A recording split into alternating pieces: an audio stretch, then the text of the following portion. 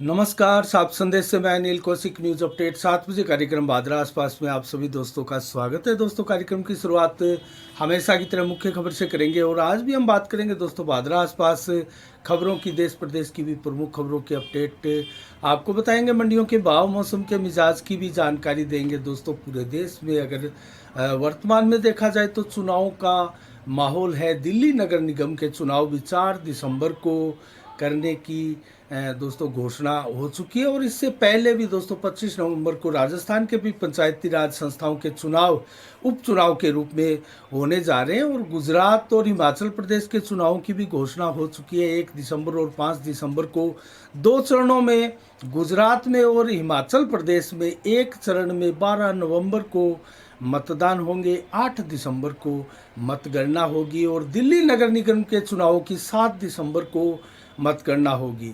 तो अगर देखा जाए तो दोस्तों पूरे देश में कहीं ना कहीं आपको किसी न किसी राज्य में किसी न किसी संस्थाओं के चुनाव मिल ही जाएंगे, क्योंकि इतना बड़ा विशाल भारत है जहां पर एक तो यहाँ सभी प्रदेशों के चुनाव एक साथ नहीं होते हैं दोस्तों, अलग अलग चरणों में। जैसे 2023 को 6 से 7-8 जिन विधानसभाओं के राज्यों के चुनाव होने हैं दोस्तों, उसके बाद में भी 2024 में जब आप चुनाव होंगे तो उसके साथ भी कुछ विधानसभाओं के राज्यों के चुनाव होने हैं। तो ऐसे में अगर देखा जाए तो राजस्थान के चुनाव बेशक 2023 दिसंबर को होंगे अगले वर्ष, लेकिन भादरा में दोस्तों विधानसभा चुनावों की आहट 1 साल पहले ही सुनाई देने शुरू हो गई थी और अब तो उसमें एक प्रकार से नेताओं के ताबड़तोड़ प्रदर्शन, ताबड़तोड़ धरना प्रदर्शन सहित जन संपर्क अभियान चलाए जा रहे हैं। नुक्कड़ सभाओं का दौर जारी है, गाँव में जाकर जन संपर्क करने का अभियान जारी है। दोस्तों, हम बात कर रहे हैं वर्तमान के भादरा क्षेत्र में घटनाक्रमों की। तो दोस्तों, फसल बीमा क्लेम को लेकर ये कोई स्टंट नहीं है दोस्तों, ये फसल बीमा क्लेम सबसे ज़्यादा फसल बीमा क्लेम भादरा क्षेत्र में आया था। लेकिन विडंबना देखिए कि यहाँ के किसान ही सबसे ज़्यादा पीड़ित नज़र आते हैं। सड़कों पर उतरकर धरना प्रदर्शन करने को मजबूर है, चाहे वो फसल बीमा क्लेम हो या फिर सिंचाई का पानी हो या फिर शुद्ध पेयजल का पानी हो या फिर कस्बे में दोस्तों चाहे वो सीवरेज को लेकर परेशानियां हो, गंदे पानी पीने को लेकर परेशानियां हो और जगह जगह गड्ढे सड़कें खोद दी गई है, लोगों के मकानों में दोस्तों दरारें आ चुकी है। तो ऐसे में समस्याओं का अंबार है और वर्तमान जो घटनाक्रम है दोस्तों, आज जो हम विश्लेषण करने जा रहे हैं वो इसलिए हम मजबूर हुए क्योंकि स्वयं हमारे क्षेत्र के सबसे बड़े जनप्रतिनिधि विधायक बलवान पूनिया अब जयपुर में गांधीनगर में अपने क्वार्टर के आगे जो भवन उनको मिला हुआ है उसके आगे धरना प्रदर्शन को बैठ गए हैं। दोस्तों, विधानसभा के आगे नहीं बैठे, अपने मकान के आगे धरना प्रदर्शन को बैठे हैं। ये भी कई सवाल खड़े करता है। अगर धरना प्रदर्शन किसी विधायक को राजधानी में करना होता है तो वो प्राय अमूमन विधानसभा के आगे धरना प्रदर्शन करता है, लेकिन विधानसभा में दोस्तों बलवान पूनिया की स्थिति ऐसी है कि वो कांग्रेस के भी नहीं है लेकिन सरकार में पूरी भागीदारी रखते हैं। वो मंत्री भी नहीं है लेकिन राजस्थान के सबसे ताकतवर विधायक माने जाते हैं। उनकी बातें, विधायक बलवान पूनिया की बातें दोस्तों मुख्यमंत्री अशोक गहलोत भी सुनते हैं, उनके लिए फ़ोन भी करते हैं, लेकिन उनको उसके बावजूद भी धरना प्रदर्शन पर बैठना पड़ता है। दोस्तों, ये कहीं ना कहीं बहुत बड़े सवाल खड़ा करता है। ये सारी चीज़ें या तो फिर वो ताकतवर कतई नहीं है या फिर इतनी मजबूरी है कांग्रेस की, सत्ता दल की, कि बलवान पूनिया के कुछ काम करने पड़ रहे हैं। अब धरना प्रदर्शन का आखिर क्या औचित्य है, क्या मायने हैं बलवान पूनिया के जयपुर में जाकर धरना प्रदर्शन करने की? दोस्तों, इसके मायने अगर देखें तो कहीं ना कहीं उसकी घबराहट जो वर्तमान में राजनीतिक परिदृश्य भादरा में करवट लेता हुआ प्रतीत हो रहा है। नेताओं की जो विपक्ष की भूमिका है, चाहे वो भाजपा हो या फिर बजरंग सहारण हो या फिर एसपी सिंह बढ़िया हो, जिन्होंने दीपावली स्नेह मिलन के बहाने एक ऐसी भीड़ वीडीएस संस्थान में इकट्ठी की थी जिससे कई नेताओं में खलबली मची है दोस्तों। तो क्या इन सब चीज़ों से डर चुके हैं विधायक बलवान पूनिया? क्या अपनी ज़मीन खिसकती हुई प्रतीत होती है विधायक बलवान पूनिया को? क्या फिर वो ऐसे धरना प्रदर्शन बचकानी हरकतों का सहारा लेने लगे? दोस्तों, पहले प्राय देखा जाता था सोशल मीडिया में छोटी छोटी बातों को लेकर श्रेय लेने के लिए पोस्ट किया करते थे। आजकल वो पोस्ट बहुत कम हो गई और उनके कार्यकर्ता भी जो उनको बार बार हर चीज़ पर बधाई देते थे वो भी नदारद हो चुके हैं। दोस्तों, कहीं ना कहीं जैसी सूचनाएं हमारे पास आ रही है उनका खेमा खाली होता जा रहा है। उनके खेमे में उनके खास जो सिपलेगार थे दोस्तों, वो कहीं ना कहीं छिटुकते जा रहे हैं और एक एक करके उनसे दूर होते जा रहे हैं। कहीं ऐसा ना हो कि आचार संहिता लगते लगते जब चुनाव एकदम नज़दीक आ जाए तब तक उनका खेमा खाली हो जाए, उनको भारी मशक्क़त करनी पड़े चुनाव में डटे रहने के लिए। दोस्तों, ये हम ऐसा इसलिए कह रहे हैं क्योंकि विधायक बलवान पूनिया इतने ताकतवर विधायक होते हुए भी धरना प्रदर्शन रैली सरकार के विरुद्ध करने को मजबूर है।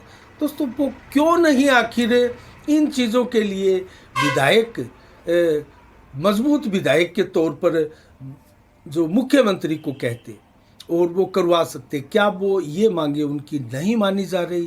क्या उनकी सुनवाई नहीं हो रही? क्या इस सरकार में इनकी मजबूत भागीदारी नहीं है? दोस्तों, ये कई ऐसे सवाल हैं जिनका आगे आने वाले समय में ज़रूर हम आपको जवाब देंगे और इनके जवाब स्वतः ही आपको मिल भी जाएंगे। दोस्तों, चाहे रामगढ़ में चक्का जाम की तैयारियां हो, दोस्तों 9 नवंबर से किसान कमर कस चुके हैं क्योंकि जो पहले धरना प्रदर्शन किया था, रोड को ब्लॉक किया था, वो मांगे समझौते के तहत मानी गई थी लेकिन वो पूरी नहीं की जा रही है और नहरों में पानी पूरा नहीं आ रहा है, पंजाब हरियाणा का पानी नहीं आ रहा है। लेकिन ऐसे में बारी पीट रही है किसानों की, किसान बर्बाद हो रहे हैं, फसलें बर्बाद हो रही है। तो ऐसे में किसानों के पास कोई विकल्प नहीं है धरना प्रदर्शन के अलावा। तो धरना प्रदर्शन जो रामगढ़ में तैयारी चल रही है, कहीं ना कहीं उसका डर तो नहीं है विधायक बलवान पूनिया को, या फिर बजरंग सहारण के डुंगराना में लगे 42 दिन के सफल धरना प्रदर्शन और उससे पहले मलसीसर में धरना प्रदर्शन हो, या अनेकों ऐसे धरना प्रदर्शन सफल कर चुके हैं बजरंग सहारण और अब वो किसानों के फसल बीमा क्लेम को लेकर, सहायता शिविर को लेकर गांव में निकले हैं। दोस्तों, कहीं ना कहीं बजरंग सहारण की ताबड़तोड़ गांव में घुसपैठ कहीं भयभीत तो नहीं कर रही बलवान पूनिया को? ये भी एक बड़ा सवाल है। ये इसका कारण हो सकता है और खिसकती हुई ज़मीन दोस्तों किसको विचलित नहीं कर सकती, क्योंकि आज अगर क्षेत्र में देखें तो बिजली उपभोक्ता संघर्ष समिति के बैनर तले पिछले 4 साल से धरना प्रदर्शन जारी है।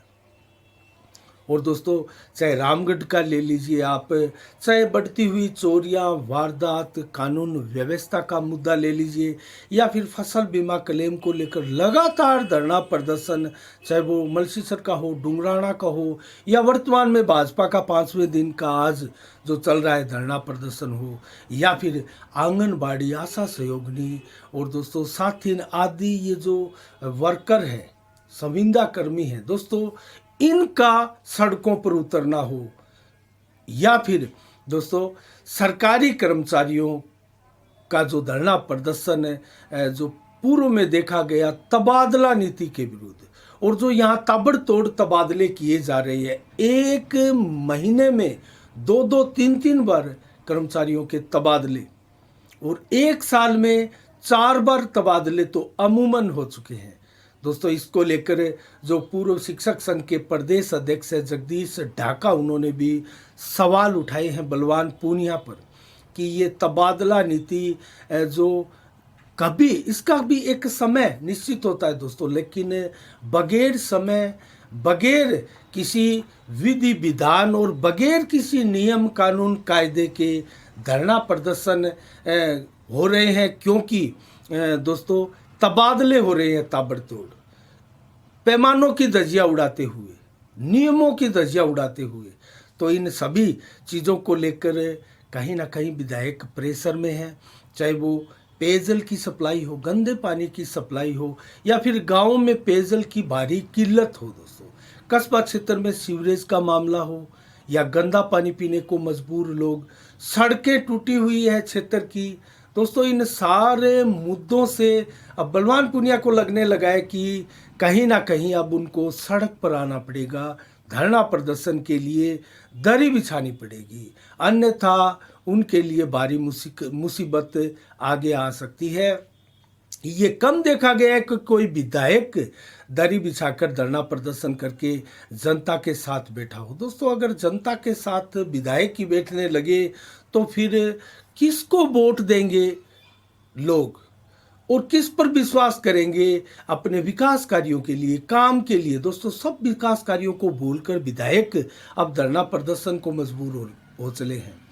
तो ऐसी स्थिति में क्षेत्र में दोस्तों एक प्रकार से विधायक बलवान पूनिया के प्रति असंतोष देखा जा रहा है, और लोगों में चर्चा है कि ये कैसा विधायक है, जीतकर भी धरना प्रदर्शन कर रहा है, किसानों के बीच में, लोगों के बीच में आने का प्रयास कर रहा है, जिनके बीच से निकला है काम करवाने के लिए, सरकार के अंदर समर्थन देकर उनके साथ मिला है ताकि यहाँ क्षेत्र का विकास करवा सके। उन सारे मुद्दों को गौण करते हुए या तो सुनवाई नहीं हो रही है, या फिर दोस्तों कहीं ना कहीं कांग्रेस के विधायक और भाजपा के विधायक की ही क्षेत्र में वैल्यू है, सभी विधानसभा में वैल्यू है, क्योंकि इन्हीं की सरकारें स्टेट में अधिकांशतः आती है। तो क्या किसी निर्दलीय विधायक का यहाँ कोई वजूद नहीं रहता दोस्तों? या तो शर्त उनके साथ ये रहती है कि वो फुल फ्लैश पार्टी में जाकर मिल जाए, सरकार के साथ जाकर मिल जाए और क्षेत्र के लोगों का काम करवाए, या फिर अपने धरना प्रदर्शन और अपने दम पर दोस्तों अपनी मांगे बनवाए किसानों के समर्थन के साथ। दोस्तों ये अलग अलग कंडीशनें हैं, इनके ऊपर आगे भी हम चर्चा करेंगे, लेकिन हमने जिक्र किया दिल्ली नगर निगम के चुनाव की घोषणा 4 दिसंबर के लिए हो चुकी है, 7 दिसंबर को मतगणना होगी। और इसके अलावा दोस्तों अन्य खबरों की ओर रुख करें तो 6 नवंबर को स्वैच्छिक रक्तदान शिविर भादरा के विवेकानंद स्वास्थ्य सेवा समिति में स्थापित ब्लड बैंक में परिसर में होगा, और भारत विकास परिषद के द्वारा ये तैयारियां की जा रही है। और दोस्तों स्वर्गीय शंकरलाल महिपाल की स्मृति में उनके परिजनों द्वारा ये जो है रक्तदान शिविर आयोजित किया जा रहा है। इसके अलावा दोस्तों हम बात करेंगे आज 4 नवंबर को क्या खास विशेष दिवस है। इतिहास के आईने में झांके तो आज दोस्तों रीटा भादुड़ी जो कि फिल्मी अभिनेत्री है, 1955 में उनका जन्म आज ही के दिन हुआ था, और फिल्मी अभिनेत्री तब्बू का भी 1970 में आज के दिन जन्म हुआ था, और जय किशन 1932 में आज के दिन उनका भी जन्मदिवस हुआ था। बेहतरीन संगीतकार जो कि आप शंकर जय किशन के नाम से जानते हैं, ये 2 अलग अलग नाम है, लेकिन जय किशन का ये जन्मदिन आज के दिन है। और जमुना लाल बजाज 1889 में उनका जन्म हुआ, महान स्वतंत्रता सेनानी विचारक इनको माना जाता है। और दोस्तों इसके अलावा अगर मंडियों के भाव की आज चर्चा करें तो नोट से शुरुआत करते हैं। ग्वार के भाव 4620, चना के भाव 4540, मोट के भाव 6036, गेहूं के भाव 2477, मूंग 7435, सरसों 6700, नरमा 8415, जबकि कपास के भाव नोर में 8750 रुपये प्रति कुंटल रहे। दोस्तों इसके अलावा रावतसर मंडी में भाव देखें तो नरमा 8661, गेहूं 2449, बाजरा 2022, बाजरा के भाव में भी तेजी आई है गेहूं के साथ। और दोस्तों मूंग के भाव 7300, अरंडी के भाव 6400, चना 4500 और काले तिल के भाव 13000 रुपये प्रति कुंटल आज रहे।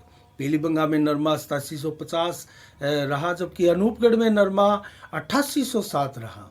और हनुमानगढ़ मंडी में नरमा 8579 और आदमपुर मंडी में नरमा 8500, एलनाबाद में नरमा 8430 और सिरसा मंडी में नरमा के भाव रहे 8406, कपास के भाव रहे 8800 रुपये प्रति कुंटल। तो आज का मौसम का मिजाज आपको बताएं तो 4 नवंबर को दोस्तों 32 से 33 डिग्री टेम्परेचर आज दिन भर मैक्सिमम के रूप में देखा गया और 4 से 7 किलोमीटर की रफ्तार से हवाएं चली। बादल 2 से 4-5% ही आसमान पर छाए रहे, लेकिन देर शाम को भी 27 से 31 डिग्री टेम्परेचर रहेगा। 4 से 14 किलोमीटर की रफ्तार से रात्रि को हवाएं चलेगी, बादल नहीं होंगे, मौसम बिल्कुल साफ होगा। कल 5 नवंबर को 22 से 30 डिग्री टेम्परेचर दिन में, जबकि 32 से 34 डिग्री टेम्परेचर दोपहर को मैक्सिमम के रूप में रहेगा। 27 से 31 डिग्री टेम्परेचर देर शाम को और रात्रि को 12 बजे तक 23 से 26 डिग्री टेम्परेचर रहेगा। 7 से 14 किलोमीटर की रफ्तार से करीब दिन में और रात्रि को हवा चलेगी, जबकि 40 से 60-70% बादल आसमान में आज जरूर छाए रहेंगे। ये ना परिवर्तनशील मेघ हैं, ये एक प्रकार से सूखे बादलों का आवरण है जो आसमान में दिखाई दे रहा है। बरसात की कहीं निकट भविष्य में नज़र नहीं आती संभावनाएं, ऐसा मौसम विभाग का मानना है। तो दोस्तों आज के लिए इतना ही। कल ठीक शाम 7 बजे फिर आपसे रूबरू होंगे नई खबरों के साथ, नई समीक्षा के साथ। तब तक के लिए आप अपना बहुत बहुत ख्याल रखिएगा। मुझे दीजिएगा इजाज़त। साफ संदेश से मैं अनिल कौशिक। नमस्कार। जय भारत, जय जय राजस्थान।